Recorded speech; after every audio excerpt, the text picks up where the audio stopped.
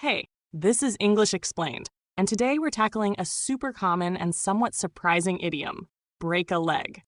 If you've ever heard someone say this before a performance, an important event, or even a big test, you might be thinking, wait, why would you wish someone harm?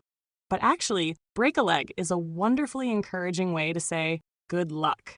It's packed with positive vibes and a bit of theatrical superstition.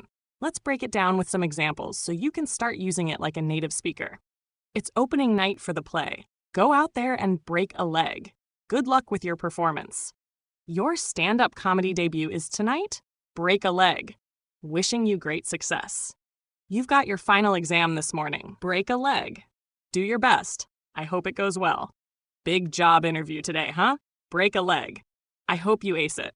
So, where does this seemingly strange idiom come from? Its origins are steeped in theater superstition, dating back to the early 20th century. There are a few theories, but one of the most popular suggests that actors believed saying good luck directly would actually jinx a performance.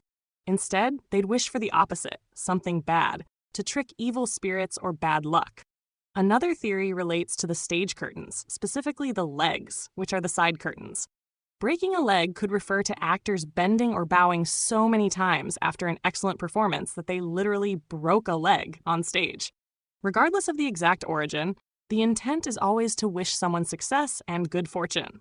So when exactly do we use break a leg? You'll find it popping up when you want to give someone an enthusiastic send-off before a performance, a presentation, a test, or any challenging endeavor. This idiom is perfect for adding a touch of encouragement and good cheer.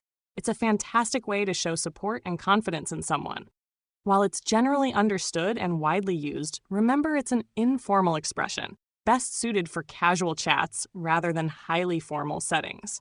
Does your language have any interesting superstitious phrases for wishing someone good luck? Share them in the comments below. And don't forget to like and subscribe for more insights into everyday English.